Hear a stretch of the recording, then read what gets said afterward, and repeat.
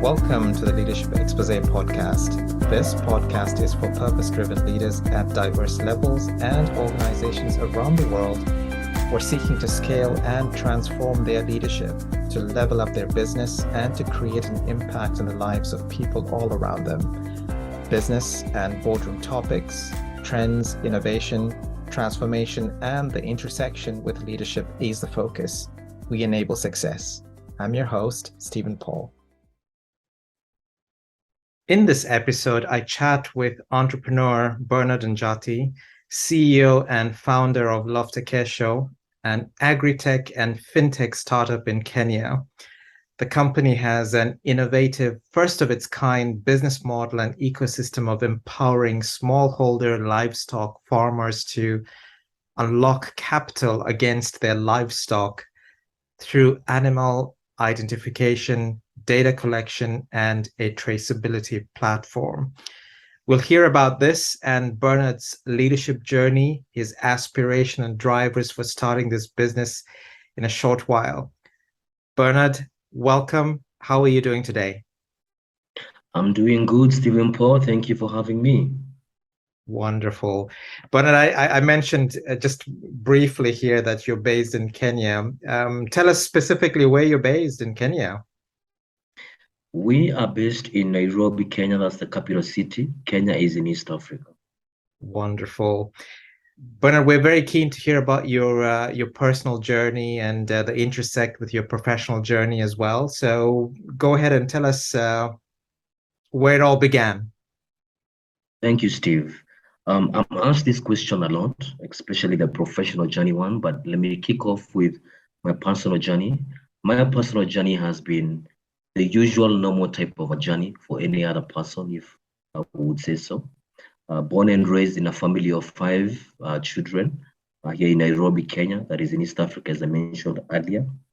My parents were administrators, but from time to time, we would be in the rural areas where we would see our parents sell off their animals just to try and afford a livelihood for us, whether it is school fees, whether it is getting some money to pay for the medical bill, whether it is just working capital, etc., etc. So I've had a very interesting personal journey, to be very honest.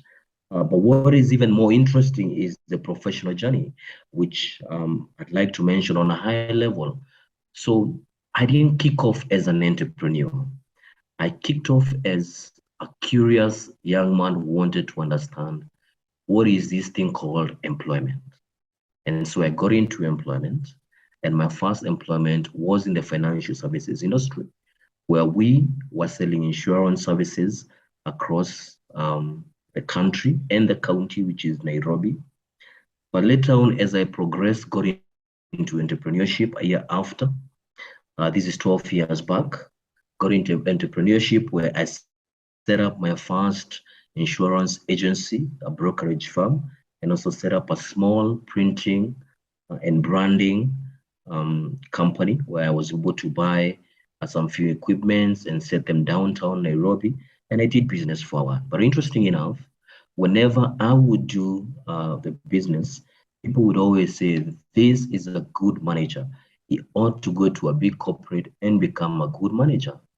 And ironically, 2 years later, I had to fold the business that I had kicked off, that was 12 years back, and jumped back into employment, where I set foot into the media industry, becoming a regional manager for one of the biggest leading media houses here in the country, selling off their advertising services, whether it's radio, print, and TV.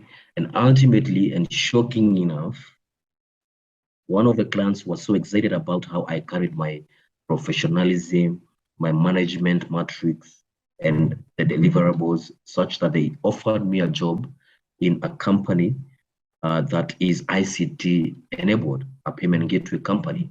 So that was in late 2013, and that is how I got into technology. So it's quite interesting, Stephen, that in this part of the world, professionals can move from one field to the other, unlike in a developed world.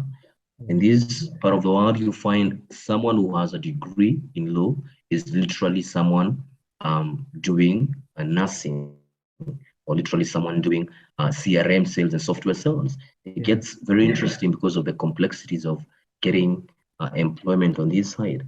So I began my technology curiosity as soon as I got into the technology-enabled space in the year 2013, late 2013, where I then became the head of East Africa in terms of a payment gateway that I was pushing on behalf of a very powerful Kenyan company here, and progressed into other roles just within the technology space for other companies, where I developed various products for them and also opened up new markets for them across East Africa.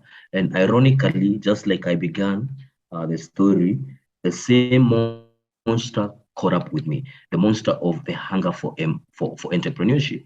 So because of how good I was doing my job as a manager, as a regional boss, as a general manager, as a chief operations officer, etc., all these big nice roles that I had in employment, people would then tell me, hey, I think you can really do good in your own business, especially in the area of fintech, which is my background. And ironically, I was then forced by circumstances and passion and love to get into the business of fintech, but I had to fix it a bit different and try to solve a problem that I saw while growing up in my personal journey. Like I mentioned, growing up, I'd see my parents, my uncles, my aunties sell off their animals just to afford a livelihood. That is my personal and professional journey. Yeah, it's amazing how you've been describing, Bernard, your curiosity, and in my view, I think there was a combination of curiosity and determination, and there were a number of aha moments for you, through employment, but also starting up businesses and exploring what it could be. So tell us a little bit more about Lofte Kesho. Thank you very much. So Lofte Kesho is what you call a fusion of agriculture and technology, what we call as AgriTech, and then a fusion of technology and financial services, what we call FinTech. So basically we have an agri-FinTech startup about 2 years old, turning into 2 years by the end of the year, this year. Lofte Kesho specializes in enabling farmers to access capital against their livestock as assets. Ironically, like I mentioned, I grew up in an environment where I would see my parents as administrators and by extension farmers, the neighbors, the uncles and the aunties sell off their animals. So Lofte Kesho then came into about where I needed to solve a very dear problem to me and to us as a community and to the people as well. So we started doing research and just trying to understand, this is in late 2020, why do our farmers suffer from accessing capital, formalized capital?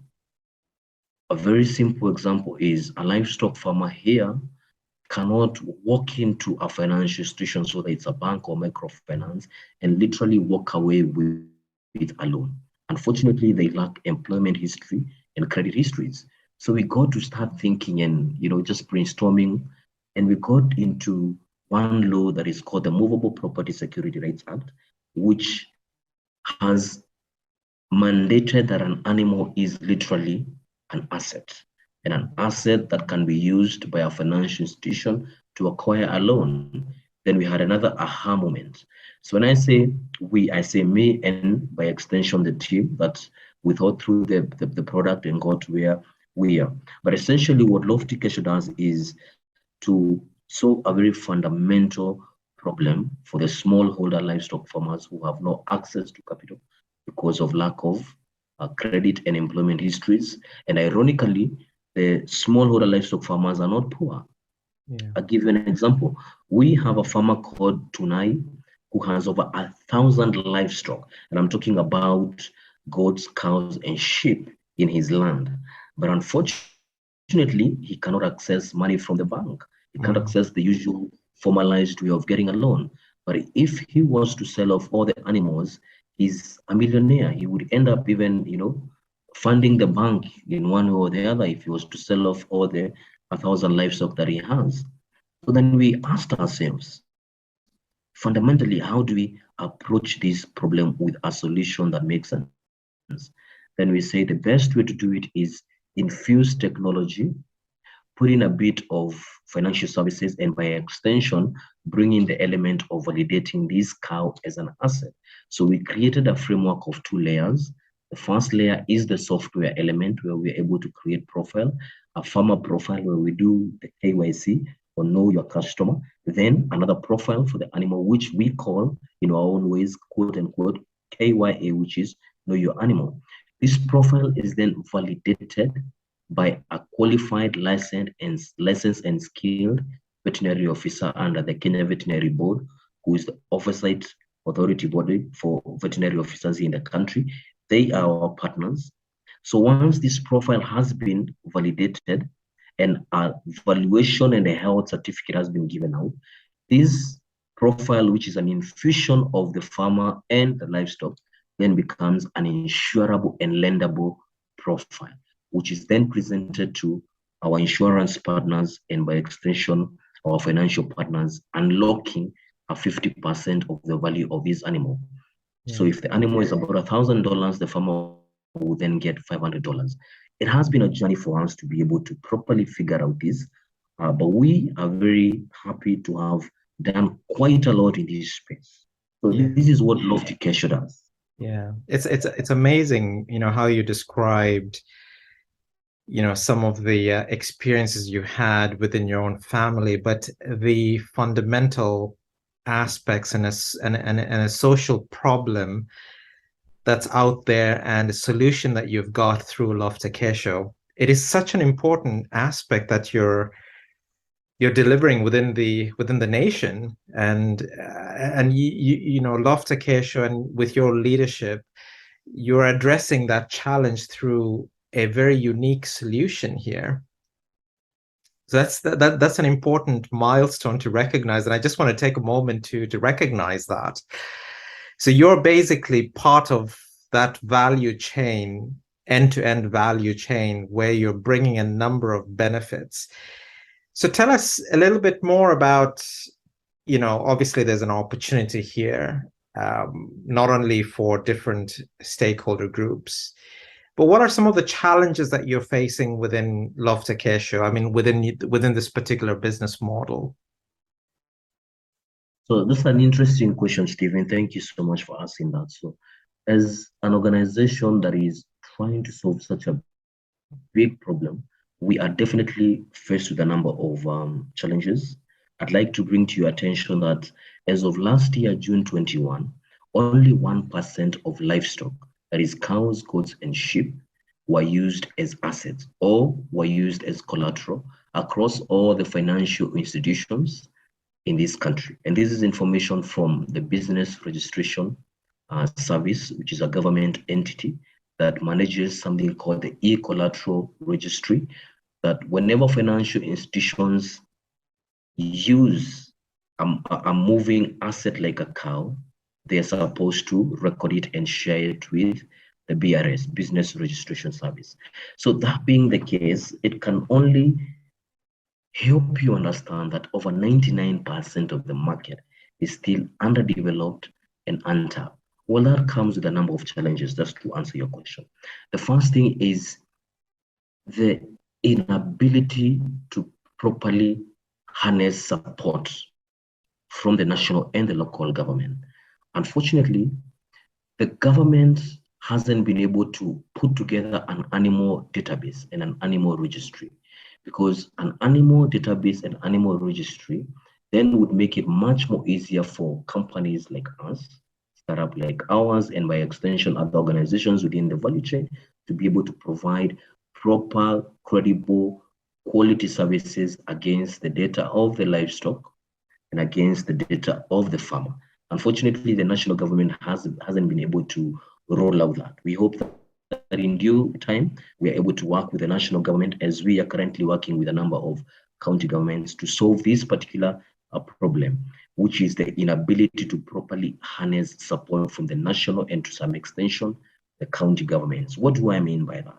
basically what I've explained about an animal registry. This is critical. I'd like to give you an example to bring that point home. When you have a database for cars or motor vehicle, it makes it very easy to bring governance, budgeting, and basically the oversight authority as far as cars are concerned. But that is not the case in Kenya at the moment, and by extension, every other developing nation in the continent, really, or by a large extent, has credible, updated quality data. So we hope that's one problem that we can be able to solve in partnership with the national and the local government going forward. Secondly is an infrastructural problem. That's the second problem. An infrastructural problem means for us that whenever we go down to the ground with our technology, because we have a web-based platform, we need to access internet in real time. We need to be able to update the farmers' data onto the platform in real time, the cows' data onto the platform in real time, and possibly create reports and ship this data in report form, possibly to the team back at the office, or even to various partners such as insurance companies, the banks, and even livestock players in the country that work with us. Unfortunately, whenever you go to the ground, there is a challenge as far as connectivity is concerned. Connectivity from a point of internet, connectivity from a point of even the telecommunication signal is a problem. And the third one, which is very interesting, is more of the challenges related to the uptake of financial services in the rural areas. The type of farmers we deal with, or the type of clientele we deal with, are farmers who are quote unquote illiterate or are underexposed to matters of financial inclusion, to matters of financial products, by extension, even livestock insurance is a product.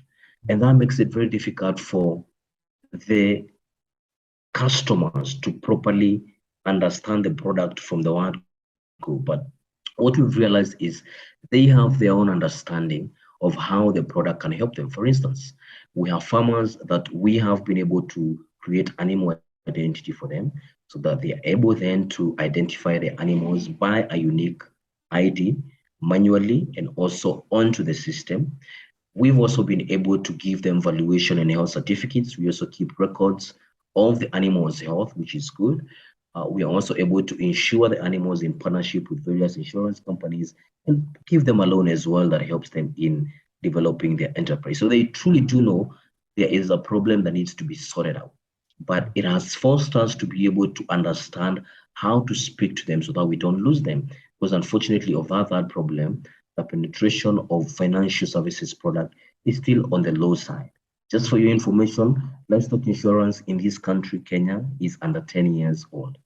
Then the fourth one is, of course, a very fundamental problem that needs to be addressed on the national government level, which is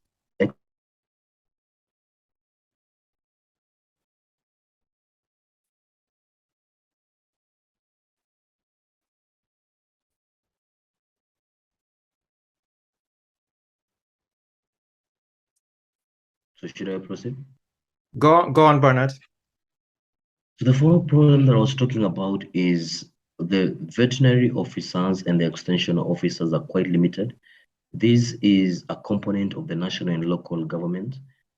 We need for the national and local government to enlarge the capacity of veterinary officers on the ground in terms of the quantity of officers and even enrich the different universities for students to be able to take up the course, for them to be able to help in the business of livestock sustainable business, because at the end of the day, it is important for a veterinary officer or an animal specialist to look at matters of production, matters of health, and matters of nutrition as far as the animal is concerned.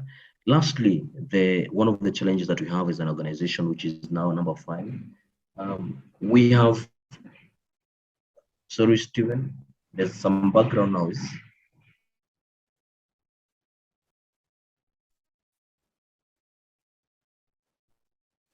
So the fifth challenge we have as an organization is an internal challenge. We need the capital, the financial ability to be able to scale up our services across the various farmer cooperatives that have shown interest for our services across the country. We have over 50,000 unfulfilled orders. We are currently fundraising, and we are looking at being able to impact over 10,000 farmers before the end of the year. Thank you. Amazing, amazing. So if a very good segue to draw on some insights from you. So if I'm a business or an investor or a client looking to leverage your solution, very briefly, how would a conversation with you and I sound like, let's say from an investor perspective or from a client perspective? From an investor's perspective, it would be really nice for the investor to truly understand that we are just not a standard business. We have somehow been able to redefine what it means to create sustainability in our market as far as the livestock business is concerned. The whole world, and largely areas where livestock farmers are practicing their business, has been hit by a lot of global climatical challenges. So then in our business, we are able to create an ecosystem that brings value not only to the investors' return on investment, but also their sense of humanity. How do you help farmers to be sustainable in the area of livestock? How do you help a small family that cannot put a meal on the table to be able to afford the daily meal? How do you help such a family to be able to, afford livelihood as far as expenses such as school fees are concerned, health expenses, etc., etc. So to an investor, we would be able to tell the investor, one, there is a huge return based on the gap that is in the market that we are able to unlock with our services. But most importantly, away and above the money, we are also able to create a sustainable business that is empowering humanity and making life better for others. Wonderful. Bernard, I'm curious to hear about your leadership experience as well. And you mentioned through your journey how you were working in employment, but also how you started your business. Can you share with us an experience as a leader where you've achieved a high positive outcome aside from some of the things that you've described? Sure, I do have a couple of them, but I'm going to only pick two. I worked for two technology companies. One is the general manager and then promoted to group chief operations officer. We built the first mobile commerce platform that was in the year 2015, then quickly extended it to 4 countries in East Africa: Kenya, Tanzania, Uganda, and Rwanda. In a very short span of time, we were able to do system integration to over 10 different telecommunication companies.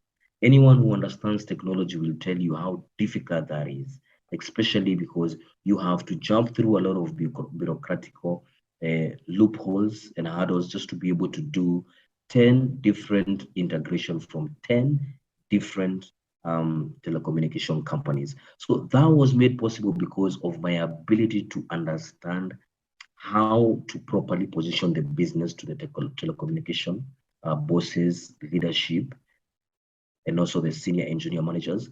That was also made possible because of my drive as a passionate entrepreneur, and then as a passionate person who is more of a profession. How do I work with the teammates and by external mates to make sure that we are able to achieve a common goal? That has to be one of my highest points in career life when I was employed back then. Within a very short period of time, 3 months, we were able to launch this product.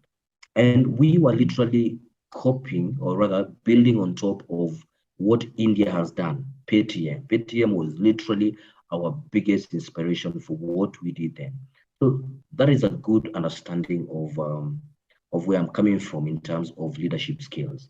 The second thing is I then became the head of a microfinance product, a digital micro lending platform, which is a mobile app we developed this product in such a speedy way, and we made so many mistakes along the way.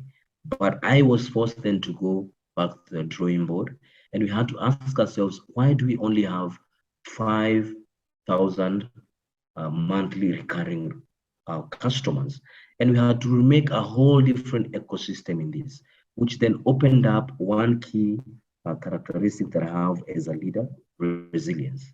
At a point where everyone had given up, I had to go back to the drawing board and just revise everything and just keep moving on, just being resilient. And then we were able to upgrade the software that we were using then.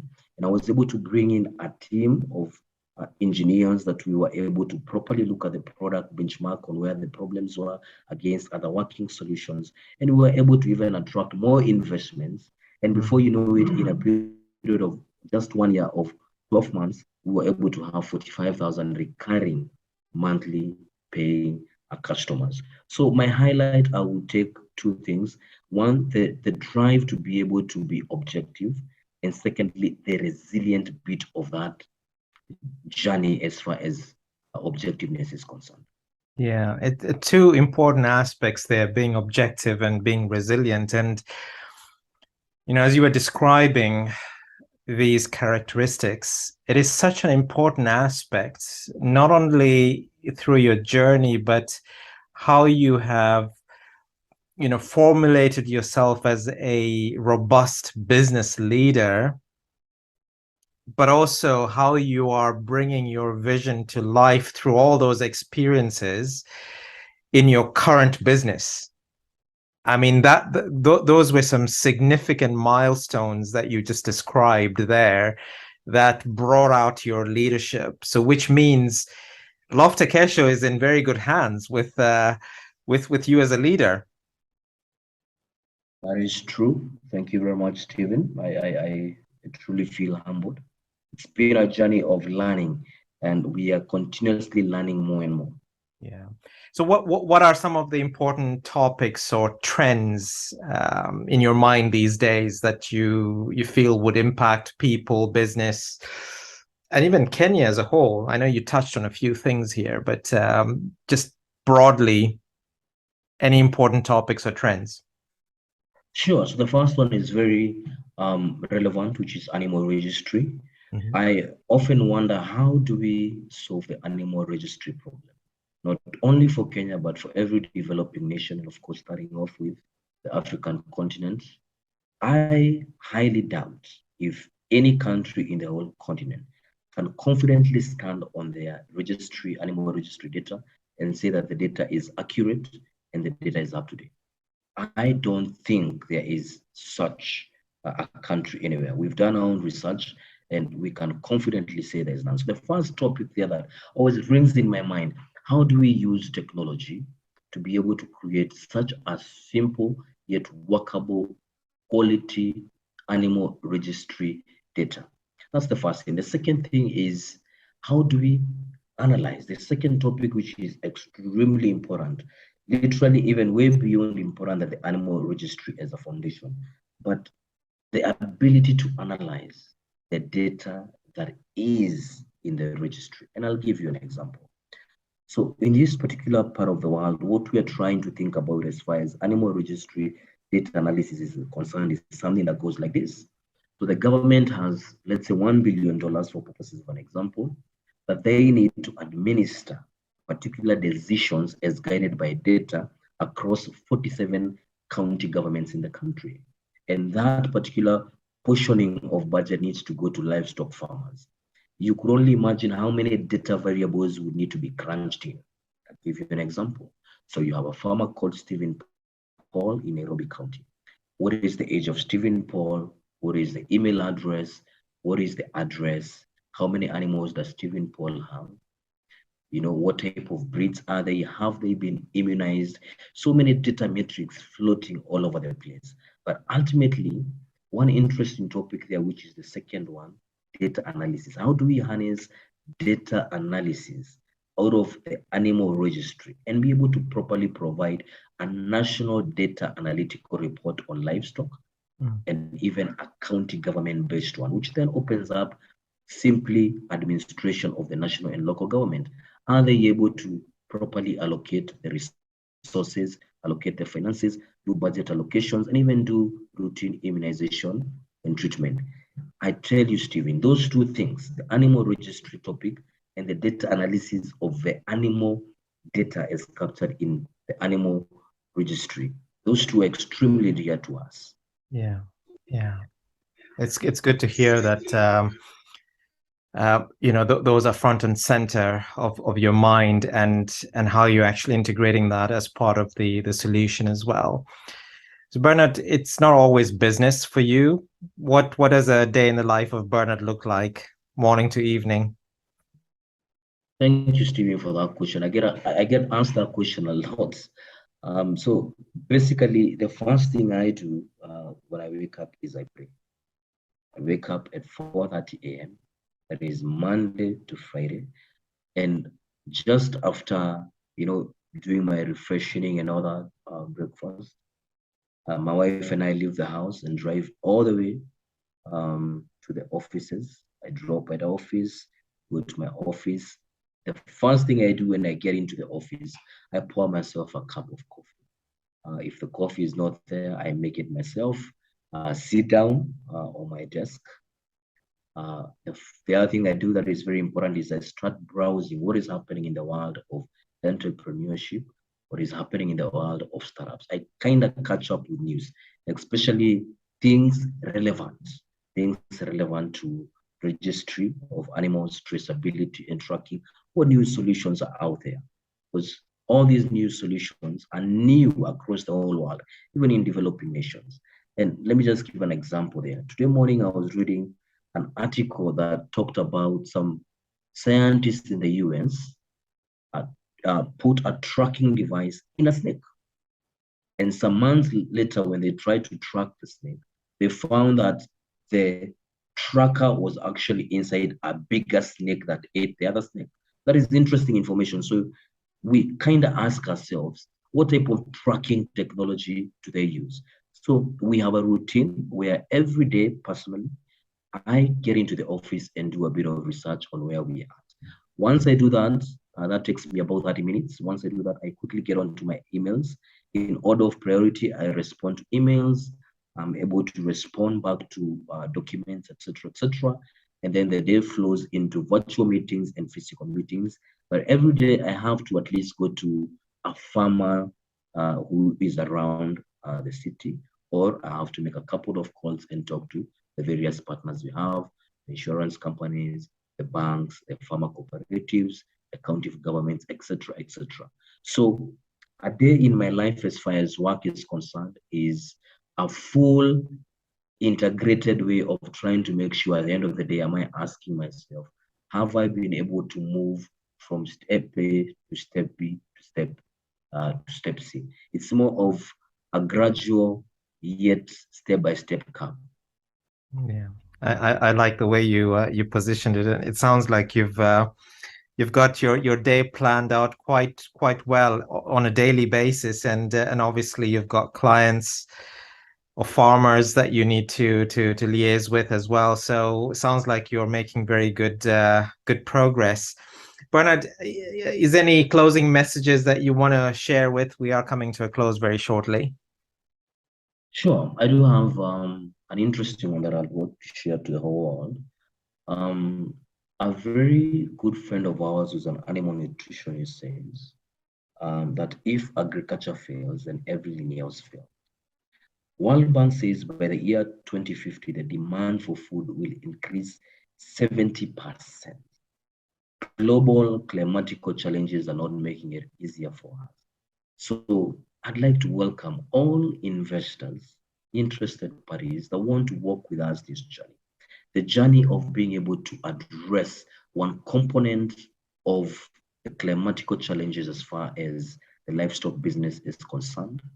We welcome all, including investors, as we are fundraising, because we want to be able to make sure that we are playing a positive role as far as the world moves forward. Thank you, Stephen. Bernard, words of wisdom from you and a challenge to investors around the world. especially considering all the sustainability aspects that we are trying to resolve. Bernard, thank you very much for being with us today and for sharing your journey. Thank you. Thank you very much, Stephen. Okay, folks, thank you very much for listening in, and stay tuned for our next episode where we will hear from a business leader who is breaking ground in private dining whilst enabling chefs to showcase their talent. Imagine that. We will hear more about that. Stay tuned and continue to stay on to hear about a free offer for you later on in this video. Hey, I hope you enjoy the podcast. Don't forget to subscribe to the channel. You're now seeing this part of the video, also because you consume some of my content, insights, and teachings. Maybe you've been to my LinkedIn page or website or seen other social media ads or listened to my podcast. I'm Stephen Paul, a business and transformational executive coach, strategic advisor, leader, and board member. I've been in diverse roles, corporate executive, entrepreneur, and worked with businesses and firms of all sizes, built and launched businesses, created high-impact boards, and so forth in 4 continents. I get it. I've been there, done that, but what is different is I bring a unique perspective and a playbook. I've helped 100+ business leaders just like you to scale and align their leadership top teams, the board, and overall business for growth. Leaders like Ivana from medium-sized company in the EU who grew 150% and expanded globally in under 5 months. After she started to work with me over facilitated sessions in an initial 3 days, I helped fine-tune their strategy and align their leadership team and board to be a cohesive driving force to achieve their dreams and outcomes.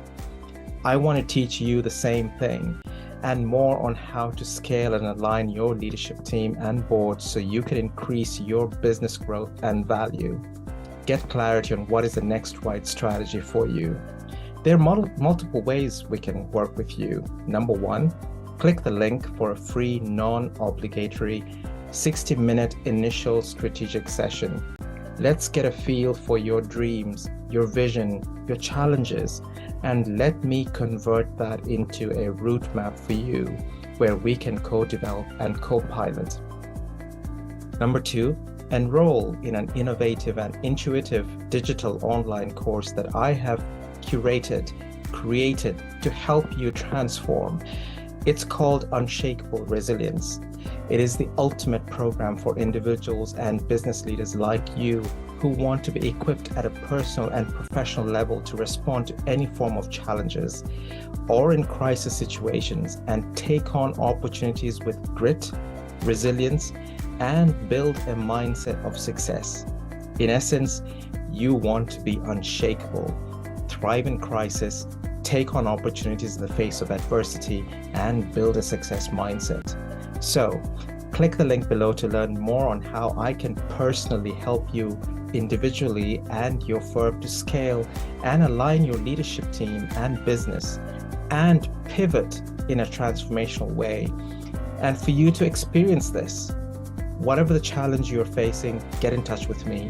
Let's discuss, and I will share my insight rapidly to enable your transformation. Click the links below.